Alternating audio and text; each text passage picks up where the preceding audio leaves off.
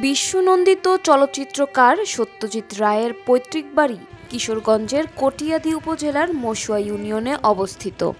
এ বাড়িটির পরতে পরতে লুকিয়ে রয়েছে শিল্প ও সংস্কৃতির স্বর্ণালী ইতিহাস। একসময়ের জরাজীর্ণ বাড়িটি সংস্কারের ফলে এখন দৃষ্টিনন্দন হয়েছে। প্রতিদিন দর্শনার্থীদের আনাগোনা লেগেই থাকে। গত বছর প্রায় অর্ধ কোটি টাকা ব্যয়ে বাড়িটি সংস্কার করা হয়েছে। এতে জৌলুস ফিরেছে ভবনের। আমাদের সত্যজিৎ রায়ের পৈতৃক বাড়ি দীর্ঘদিন যাবৎ আপনার খুব ময়লা টয়লা পড়ে আছিল।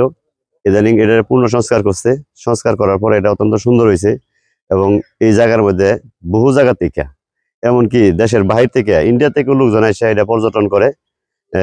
এটা সুন্দর পরিবেশে এটা আছে আর আমাদের ইউনিয়নের সকলেই এটা দেখশন করে রাখছি।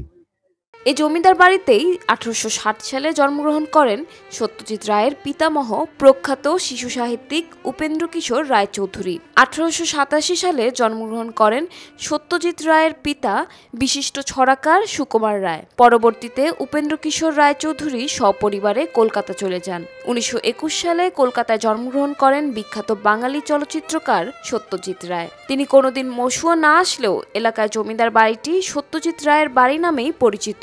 একদা এই বাড়িকে বলা হতো পূর্ব বাংলার জোড়াসাঁকো।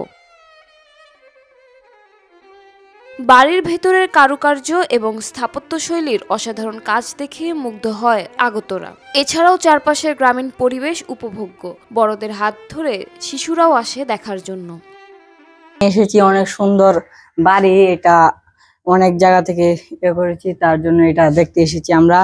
বাড়িটি দেখার পর অনেক সুন্দর, চারদিক দিয়ে বাতাস, ভিতরে অনেক ঠান্ডা আবহাওয়া। ছেলে মেয়েদেরকে নিয়ে আসছি কবি সুকুমার রায় তার বাড়িটা উপভোগ করার লাগে এবং ঘুরে দেখার জন্য সৌন্দর্য উপভোগ করার লাগে।